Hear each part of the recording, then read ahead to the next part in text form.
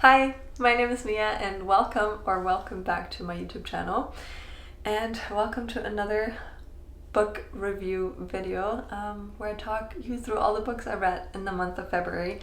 And this month just flew by. I don't know if it's because it's the shortest month of the year or because we were doing so many things. It was our puppy Leaves and my birthday, which we spent in Savannah, so if you missed that video, make sure to check it out. We went to a concert, all fun things. But you're here for the books, so let me get into these.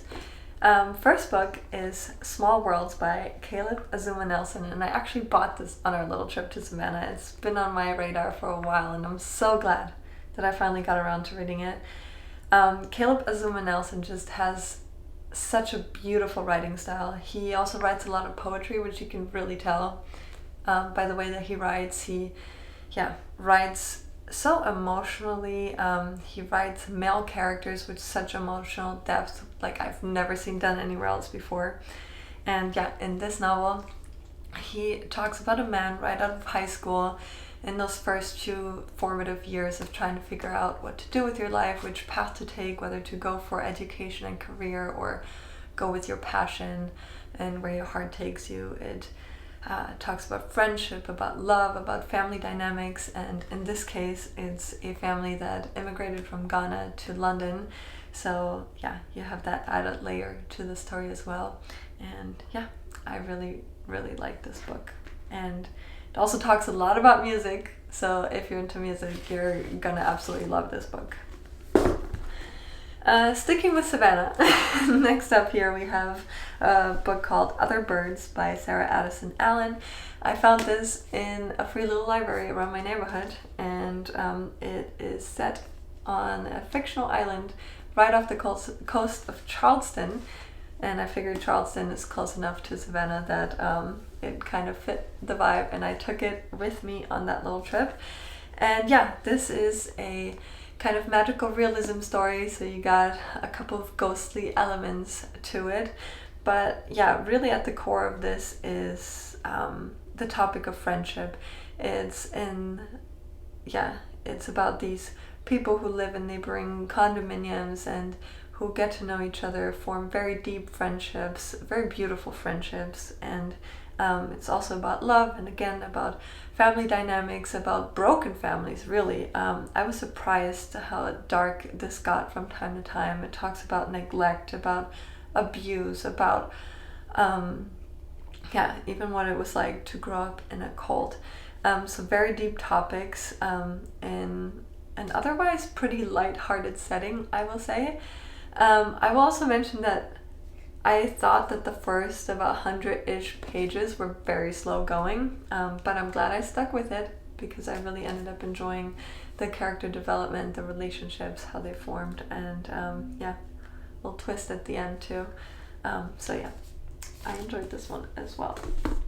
Next up, another book I'm a little torn with is Scaffolding by Lauren Elkin, and this story is set in an apartment in Paris 50 years apart, so it kind of grapples with the idea of living in the same space as someone else has before you, or as someone will after you move out. It talks a lot about feminism, about relationships as well, different types of relationships, about love, about friendship, marriage, and parenthood, topic of fertility, things like that. And as you can see by the amount of dog ears I put in my copy, I thought there were some brilliant lines, some brilliant thoughts in here. I will say though that I only really liked the present day story. I just thought that the past part of this book was not very well written compared to the rest of the book, and I also just didn't like the characters, so maybe you'll feel differently. I'm still very glad I read it. This book will live on my shelf for a very long time because the present day story just really got me, and I really enjoyed it. Next up, I have a book which you can see still has a bookmark in it because I'm not quite finished with it. It's called Mother River by Kan Chu. And this is a collection of 13 short stories. Again, we're going into the realm of like magical realism. All of these stories are vastly different from one another, but what they all share is like this, dreamlikeness to them. So the way that time and space functions in these stories just has no rational sense to them. It really does feel while you read as if you are dreaming, which is crazy. I've never read anything like this either.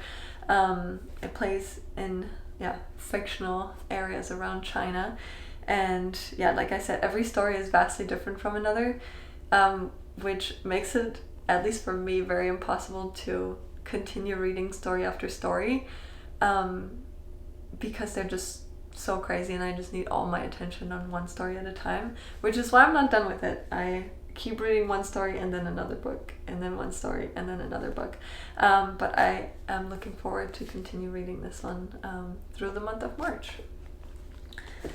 Alright, now February is not just my birthday month, but it's also Valentine's Day, of course, so I had to read another romance novel. This one is called You Are Here by David Nichols, and I love this one. It is this story set along a hike across England, and you always have these maps in between where you can follow along the hike, which is really cool, and I love hiking, so this was definitely the right book for me. But you follow these like 40-year-ish olds who fall in love throughout this hike, and it was really witty. I loved how all the chapters alternated perspectives, so each chapter was from the woman's perspective, one from the men's, and they kept alternating, which was really cool. And I also liked that this wasn't like your typical 20s romance story, but these are people who have already lived quite a bit of their lives, who have already been in relationships, have already formed their habits and such. So I really, really like this one a lot. Sticking with love, but moving on to more of self-love. I have read a couple of poetry collections this month. Like I mentioned in last month's video, I am trying to get more into poetry this year. And this one is called Woman Without Shame by Sandra Cisnero. I hope I said her name right. It's very hard to decipher on here. But she's a Mexican-American poet, so you have a lot of Mexican influence in these poems, which I really enjoy. Some of them are even written in Spanish and then translated, and I just really love the kind of like word plays that you get when you know two different languages. So that was really fun. But at the core of this collection is self-love, is femininity, is being a woman without feeling shameful, without being judged, and I thought it was really empowering and really beautiful. So strong recommendation on my part. Next poetry collection, we have 1,000 Mornings by Mary Oliver. This is a very short one, but you can never go wrong with a Mary Oliver poem. Just the way that she describes nature in such detail. She's so observant and she manages to capture nature like no one else. And her poems just make me feel really present, really grateful for the world that we live in, and I think we all need that these days. So pick up a Mary Oliver book for sure. Alright, next up we have a collection called Invasive Species by Mawra Halal, and this poetry collection is centered all around immigration from the Middle East to the US. And I will say this would be a really great starting point if you are not super familiar with the immigration process, because she really goes into detail about it. Now, for me, it wasn't my favorite collection just because I myself have gone through the immigration process. The green card process took 4 precious years of my life, which I know is short compared to a lot of people from much more critical, less welcome parts of this world, I guess, unfortunately. But that's the only reason I didn't love this book that much, is just because it brought back a lot of memories of a very hard, very annoying, very frustrating times in my own life.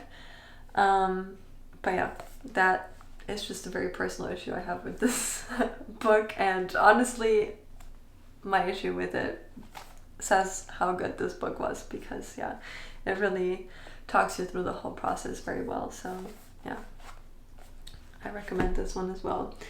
Now the last poetry collection we have here is The Octopus Museum by Brenna Shaughnessy. I hope I pronounced that name right. But yeah, this was another very unique poetry writing style that I very much enjoyed. Yeah, she really wrote her poetry in even paragraphs, so not a typical format that we have. And she writes a lot about environmentalism, about racism, yeah, other sorts of inequality in this world. And yeah, I thought it was brilliant. I thought it was really well written, and again, very unique. I very much enjoyed it. Now, before you leave this video, I also listened to an audiobook again this month. It's called Doppelganger by Naomi Klein. And Doppelganger, as the title says, grapples with all the issues that come along with looking very much like someone else and being mistaken for other people for your doppelganger, because Naomi Klein has a lot of similarities with Naomi Wolf, not just in name but also in heritage and in looks. And so she constantly gets mistaken for Naomi Wolf, who has very different very different writings and interviews that she publishes, which are like on the opposite political spectrum from herself. So you have Naomi Wolf, her doppelganger, which is like deep into conspiracy theories, is kind of like on the far right, on the COVID denying spectrum, on a lot of injustices in this world. And then you have Naomi Klein, the author of this book, who is very much on the left side of the political spectrum, very concerned with science and the environment and feminism, equality, those sorts of topics. So in her book Doppelganger, she really goes into detail. She analyzes all these different aspects of what it means to be mistaken for someone else. And I thought it was an incredible book. The only thing I did not like about it was how heavily it was centered around the topic of COVID. Now, I just want to put this out there, I'm not a COVID denier by any means, but once again, I'm just tired of this topic. So just like with the immigration book, I'm at a point where I don't want to hear about it anymore. We've had enough, I feel like. But if you still have a bit of tolerance left in you, then definitely pick up that book. It was very interesting and very well written.